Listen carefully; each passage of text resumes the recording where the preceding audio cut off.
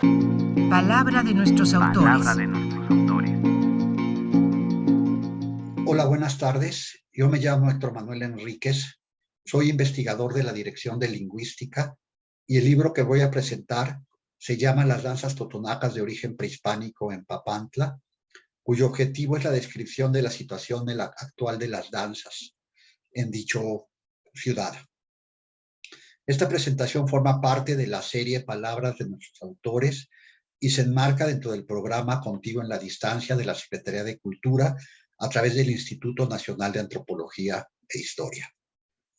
Las danzas es una de las actividades culturales más arraigadas entre los totonacos de Papantla, principalmente la llamada danza del volador, que es generalmente conocida como voladores de Papantla, a pesar de encontrarse distribuida en diferentes regiones geográficas y ser ejecutada por distintos grupos étnicos.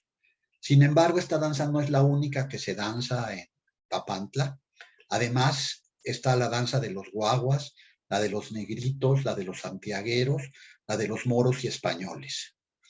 Las danzas en Papantla se pueden dividir en dos grandes tipos.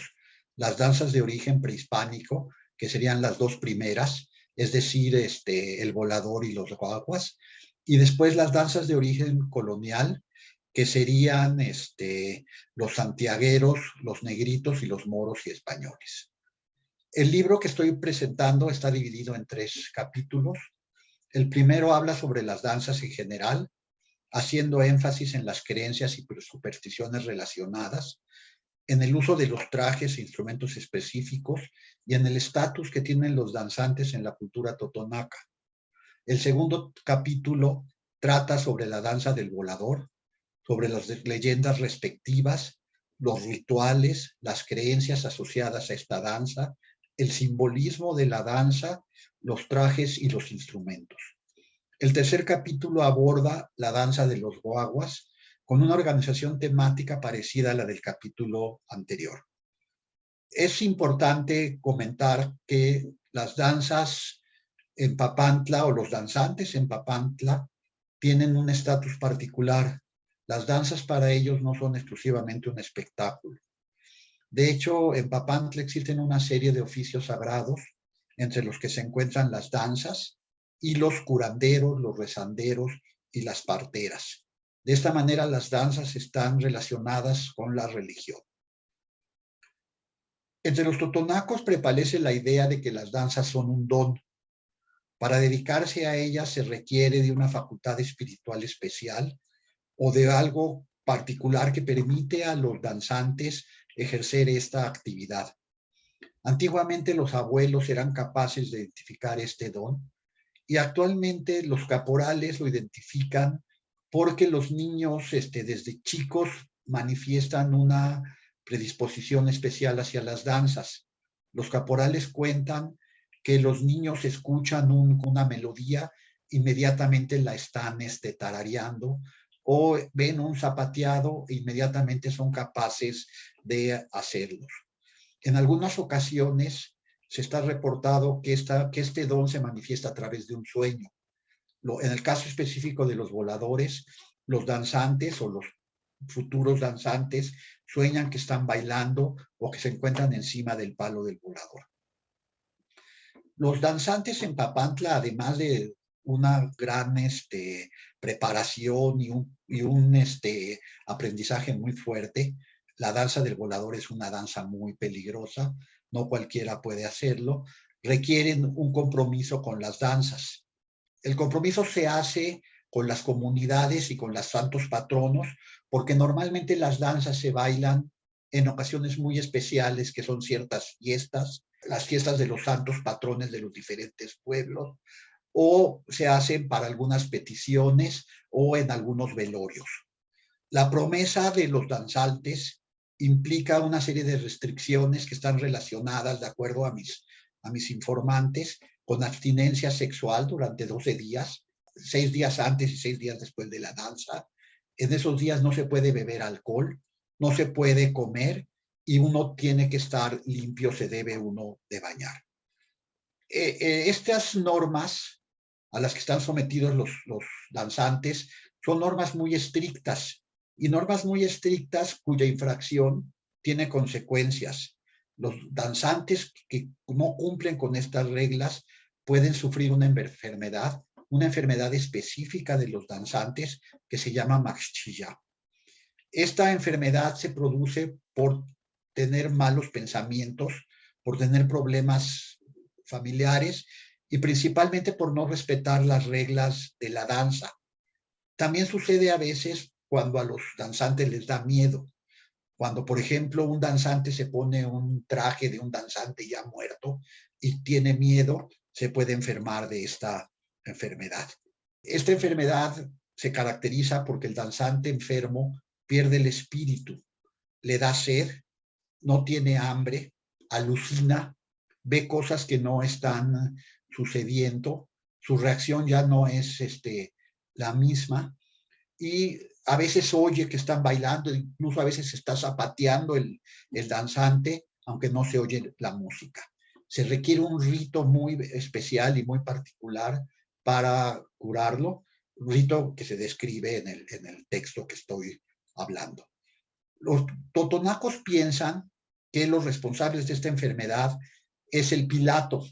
El Pilato es un personaje mítico que participa en todas las danzas y se identifica con diferentes deidades totonacas.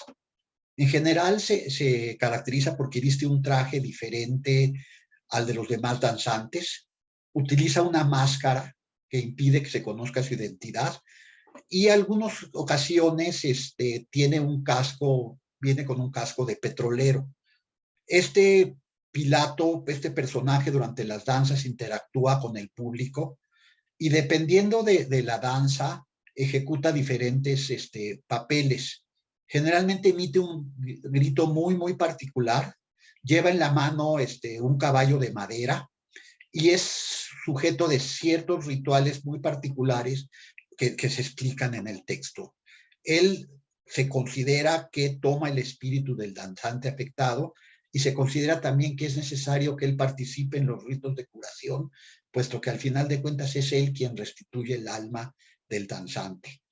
Generalmente se viste con pantalones desaliñados, puede llevar un casco de petrolero y en algunos casos se viste con el traje tradicional, que está hecho de camisa de manta y calzón de manta con botines, y lleva también siempre, tiene que llevar una máscara, y se caracteriza porque lleva un caballo de madera, que puede en algunos casos ser exclusivamente pues, un palo con cabeza de caballo.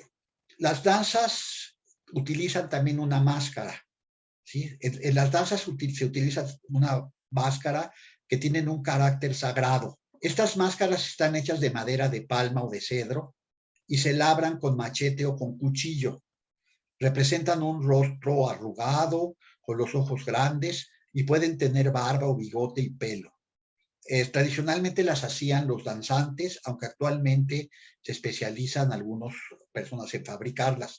Estas máscaras normalmente las lleva el Pilato, pero en algunas danzas, además del Pilato, hay otros danzantes que llevan la máscara. Por ejemplo, en la danza de los negritos, en algún momento el caporal utiliza una máscara.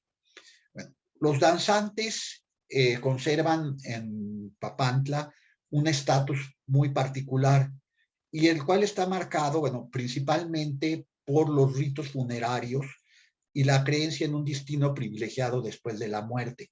O sea, los danzantes tienen un gran prestigio en la sociedad. La profesión de danzante es muy bien vista, pero sobre todo existe esta creencia de que después de la muerte tienen un sentido especial, junto con los otros oficios sagrados, junto con los curanderos y ¿cómo se dice?, las parteras. Ellos consideran que se van a un lugar especial que se llama el Sinati, y el Sinati están ahí con las demás almas, donde los danzantes dicen que es un lugar donde hay una fiesta constante, se ven relámpagos, se oyen los truenos, hay danzón, etcétera. El Sinati se puede ver en los meses de mayo y junio, es el color rojo de las nubes donde se oculta el sol. Otra característica que tienen los danzantes es que usan un traje específico. Los únicos que utilizan trajes específicos de los oficios sagrados son los danzantes.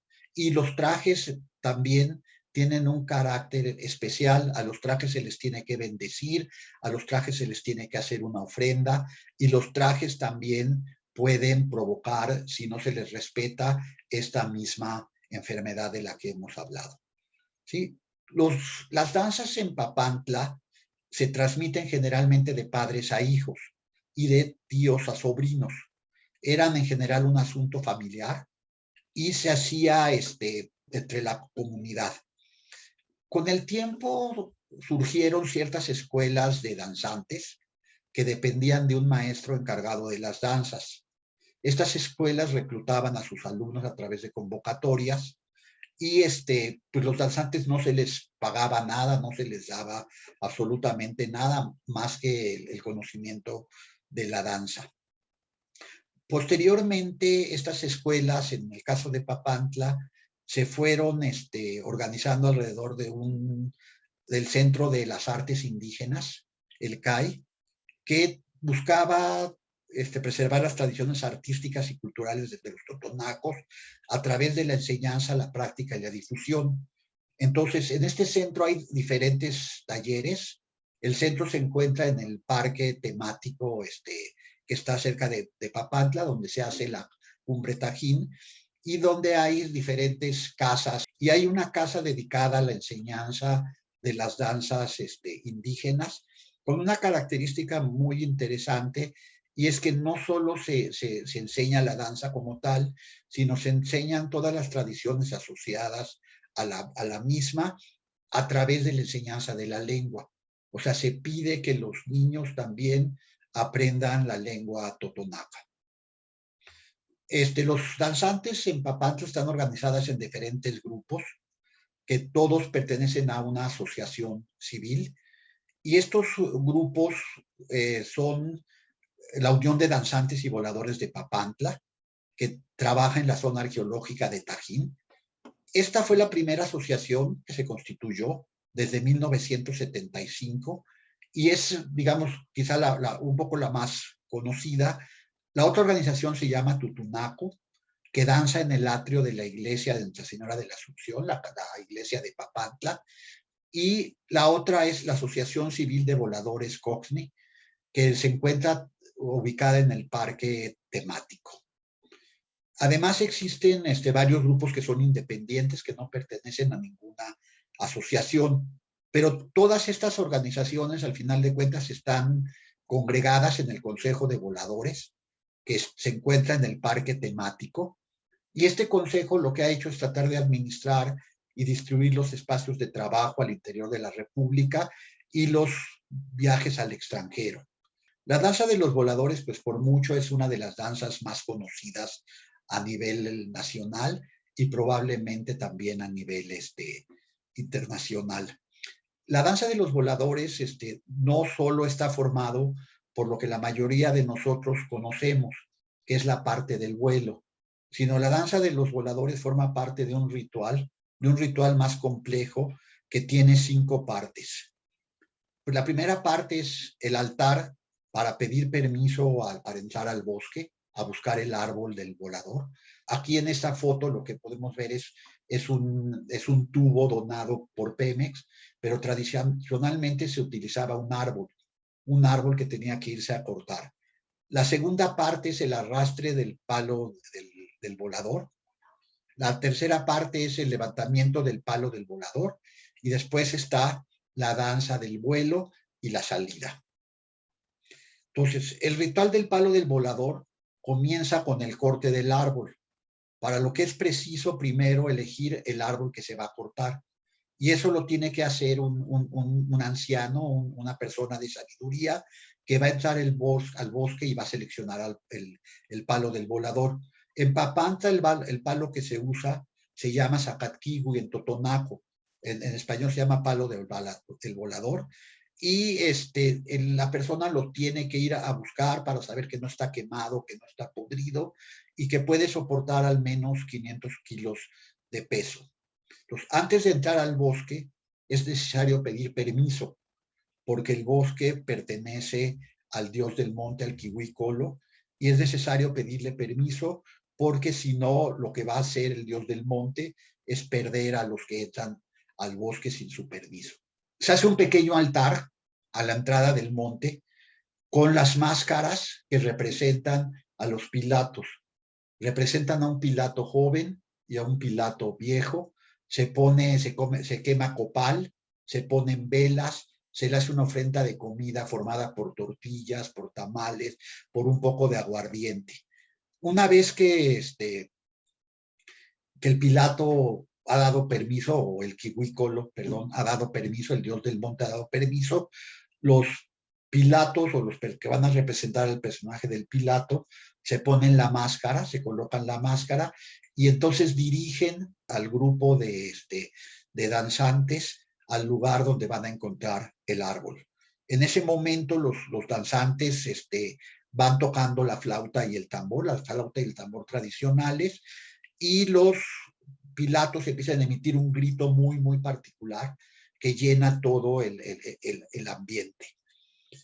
Cuando llegan al árbol que han escogido, los Pilatos hacen como una ceremonia, hacen una pequeña ceremonia alrededor del árbol, platican entre ellos en totonaco, comentan cuáles son las virtudes que tiene el árbol y después hacen una pequeña oración hablan con el árbol y le explican la razón por la que lo van a cortar, le dan a entender que no es una cosa sin importancia, sino que lo van a usar para un rito muy importante.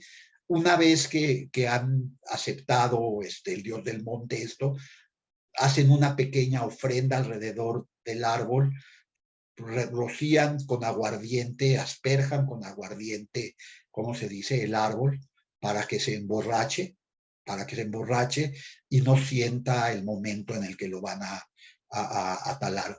Entonces, aquí están el Pilato viejo y el Pilato joven, están, ¿cómo se dice?, rociando con aguardiente el palo del volador.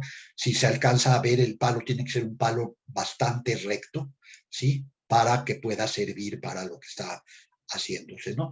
Una vez que van a hacer, empieza el proceso de talar, se marcan los 4 puntos cardinales en el árbol y se da el primer hachazo en el punto cardinal que corresponde al este. El siguiente hachazo se da al punto cardinal que corresponde al oeste, el tercero al norte y el último al sur. Una vez que se ha tumbado el árbol, el siguiente paso es el arrastre del palo del volador. Una vez que el árbol está tumbado, lo que se hace es lo desraman, le quitan todas las ramas y el Pilato pasa golpeando el árbol con un bastón para ver que no esté hueco ni que esté maltratado. Los siguen sahumando con, ¿cómo se dice?, con copal, y los siguen asperjando con aguardiente. Utilizan para sacar el palo estas ramas que se alcanzan a ver aquí al principio, no sé si se puede ver lo que yo estoy señalando, y con eso van a ir girando el palo para sacarlo del lugar y llevarlo al sitio donde va a ser enterrado. La siguiente fase es el levantamiento del palo del volador, y en el momento de levantar el palo del volador van a hacer otra pequeña ceremonia en la que van a colocar un altar otra vez con otras máscaras, con una máscara roja que va a representar al Pilato y una máscara sin color que va a representar al dueño de la tierra. En la máscara, en el altar, se van a poner tortillas, se van a poner tamales, se van a poner frutas de diferentes tipos, se van a poner estrellas de palma. Entonces ahí se van a hacer una serie de rezos y de oraciones, se va a sahumar con copal, se va a abrir un hoyo donde se va a levantar el palo.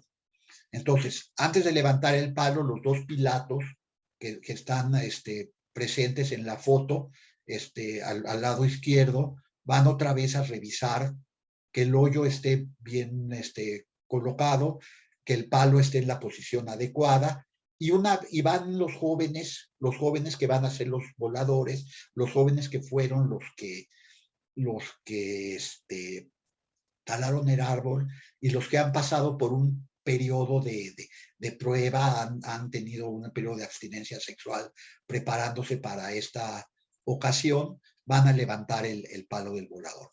Antes de levantar el palo del volador, se va a sacrificar un gallo negro que va a ser colocado en vivo en el agujero del palo del volador.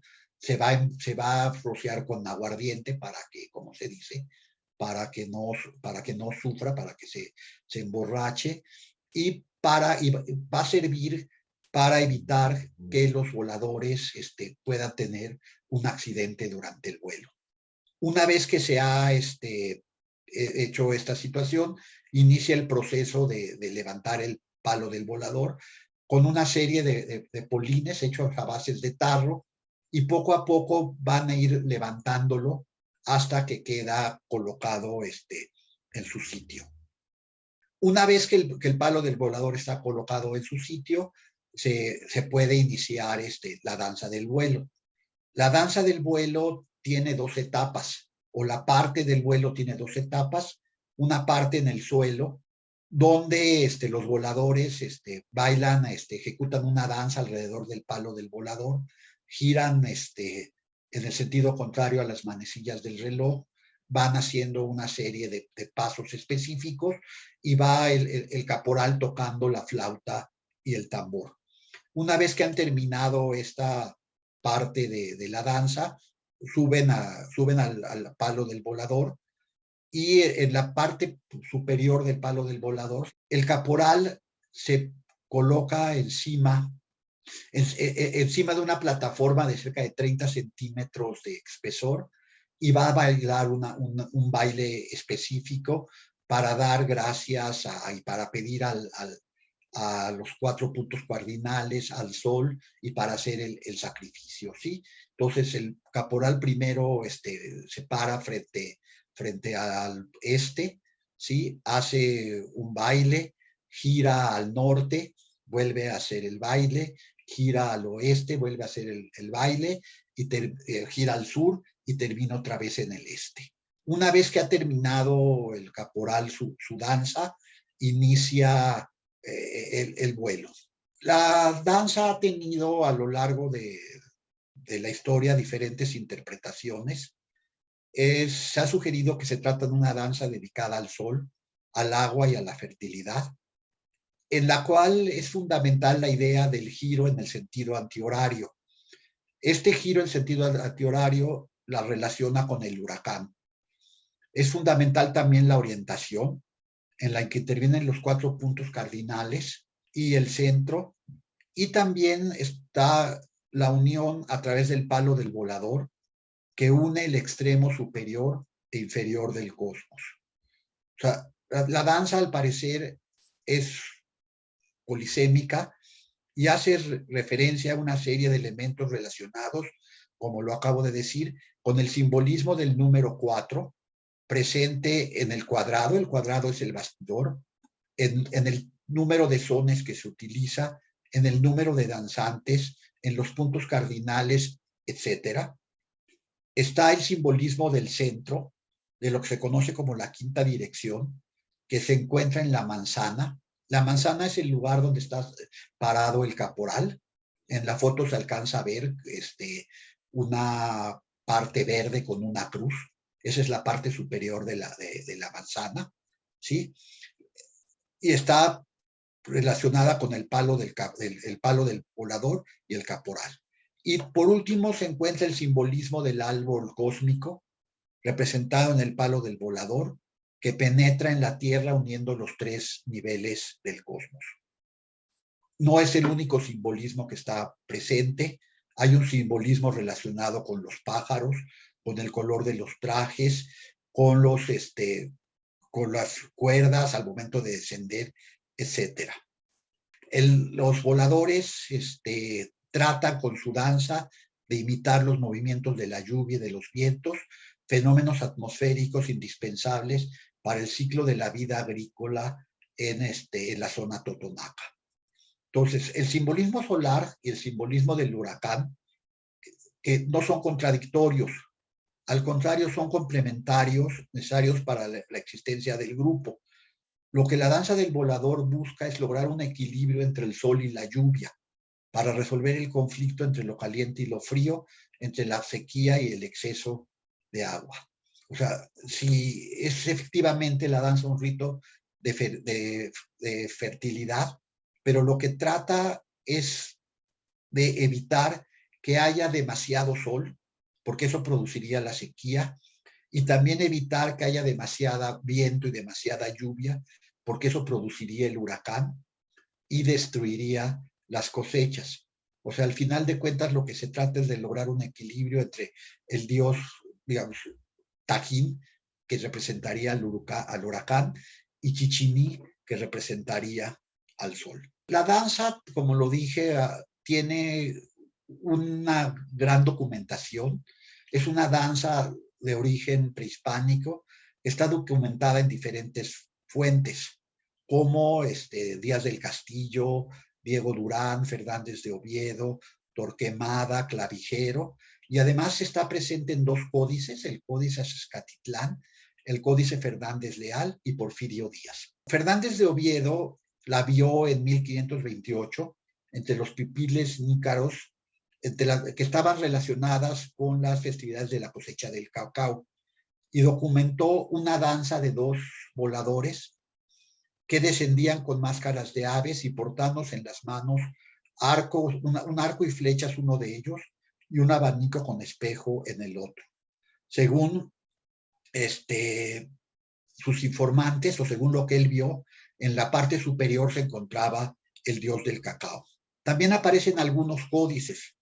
Por ejemplo, en la página 27 del Códice Azcatlán, que apareció hacia el año 1572, se puede ver una fiesta donde aparece la danza del volador con 4 danzantes voladores. Es una fiesta que se llevó a cabo en Colhuacán en 1530 para el bautizo de los indios de esa ciudad.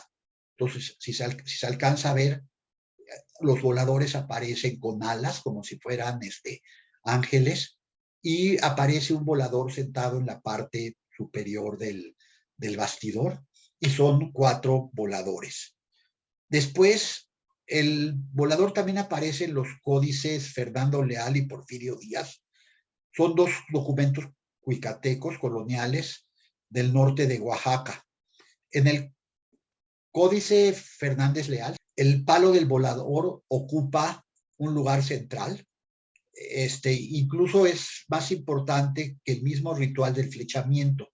O sea, el códice marca el ritual del flechamiento después de la conquista de los grandes jefes Mano, Causatemblores y Pasajuegos.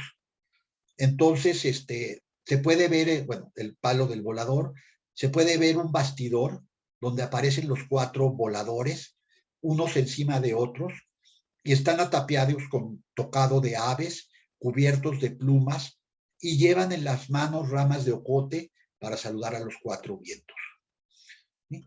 Posteriormente aparece pintada en el llamado biombo mexicano, que se encuentra en París, que fue ejecutado probablemente a finales del siglo XVII, y aquí puede verse un palo del volador con 6 voladores vestidos, ya con trajes españoles y con caretas blancas, así como 2 danzantes descendiendo de las cuerdas de los voladores, uno de los cuales toca una flauta y un tambor. El palo está fijado en el suelo con estacas y junto a él se observa un guitarrista con una máscara de negro. No se puede apreciar un bloque terminal, pero sí se puede ver un bastidor cuadrado, aunque hay 6 voladores involucrados. Después aparece, en el siglo XVIII, la danza fue descrita por Javier Clavijero, quien la incluyó ya en su apartado como juego. Clavijero la describe, además habla sobre la manera como se corta el palo del volador y habla sobre el dispositivo giratorio. Dice que los danzantes venían vestidos de pájaro y proporciona, además de la descripción, la lámina siguiente, ¿sí? O sea, en la lámina se puede alcanzar a ver efectivamente que están vestidos de pájaro, y se puede ver un danzante descendiendo por una de las cuerdas. Después, la danza fue descrita también por Rafael Landívar, la describió con exámetros latinos con gran elocuencia, y en su obra coloca una lámina también, que es la siguiente. Y después, en 1836, Nebel plasma también la lámina del volador en un viaje que hace a la sierra de Huauchinango, y en esta se puede alcanzar a ver que hay 8 voladores con un bastidor circular, y arriba hay un caporal que permanece parado encima del bloque terminal, que aparentemente es una posición imposible de sostener. Y los danzantes vienen, los voladores vienen jugando, vienen pegando de gritos, y unos a otros se van tratando de alcanzar para golpearse entre las risas y el aplauso del público. La otra danza de origen prehispánico, el tercer capítulo habla de la otra danza de origen prehispánico. Se trata de una danza en la cual 4 danzantes giran aferrados a los extremos de las aspas de un dispositivo giratorio. Está compuesto por un molinete de madera apoyado sobre 2 horquetas que permiten girar a los danzantes. El grupo de voladores se dividió en 2, según mis informantes. Uno de ellos hizo la danza del volador y otros hicieron la danza de los guaguas. La danza, como se practica en Papantla actualmente, tiene 2 fases. Una fase en el suelo y otra fase en la cruceta o dispositivo giratorio. Entonces, la primera fase en el suelo se hace con zapateado, con los trajes, hacen una serie de evoluciones, y la segunda fase es la que se hace, ¿cómo se dice?, en el dispositivo giratorio. Entonces, al terminar de volar, los voladores, porque le llaman también, a los guaguas les llaman voladores, ¿sí? Vuelven a hacer una especie de zapatado y se retiran en la calle. Los instrumentos que se utilizan en la danza, tanto del volador como de los guaguas, son muy parecidos. Esta que está aquí es la flauta de los guaguas. Es una flauta más larga y más gruesa que la de los voladores. Mide 26 centímetros de largo y tiene 3 hoyos y está hecha de carrizo. El tambor es más grande también que el de los voladores. Tiene un sonido más agudo. Mide alrededor de 13 y 16 centímetros de diámetro. Y se toca con una baqueta de 24 centímetros. Además, en el caso de los voladores, la estructura de la danza, que está formado por un molinete o cruceta y por 4 sostenes.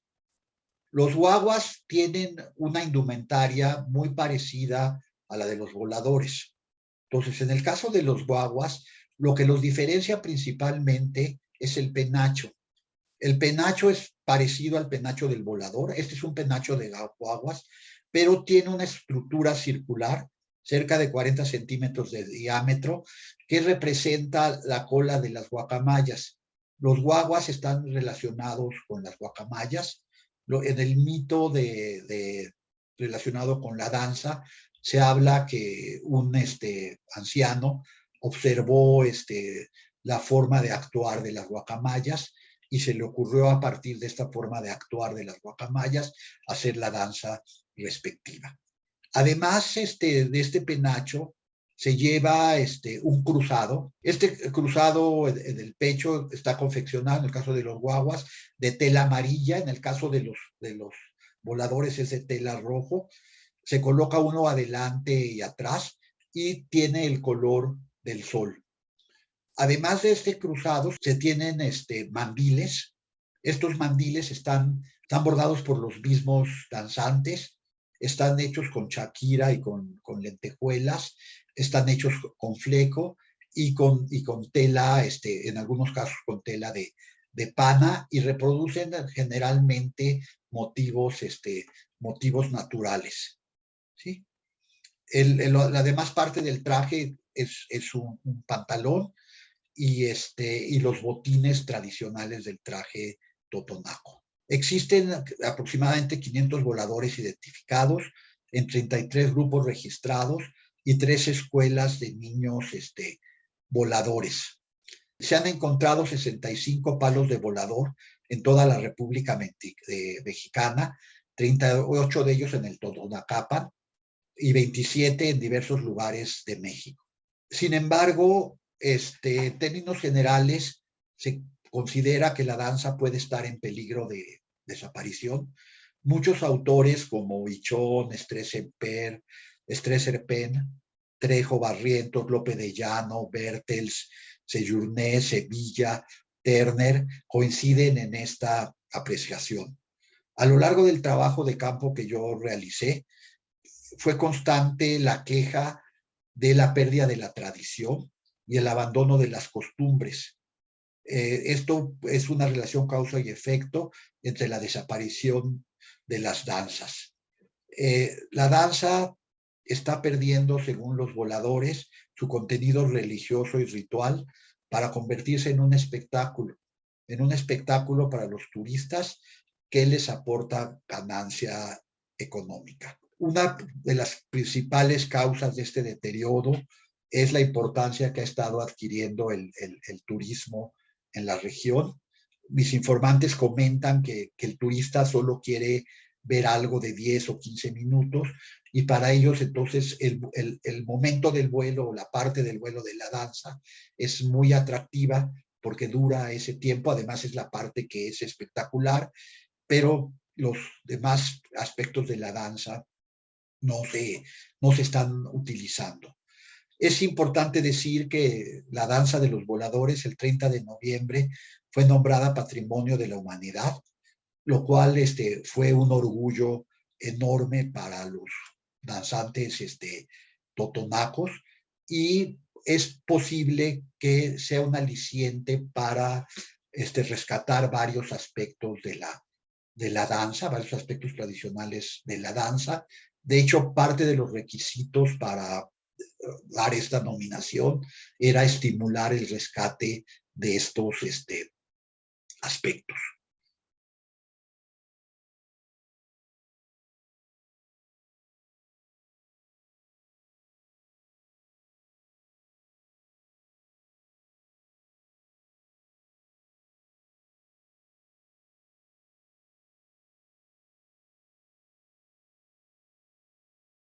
Instituto Nacional de Antropología e Historia. Secretaría de Cultura. Gobierno de México.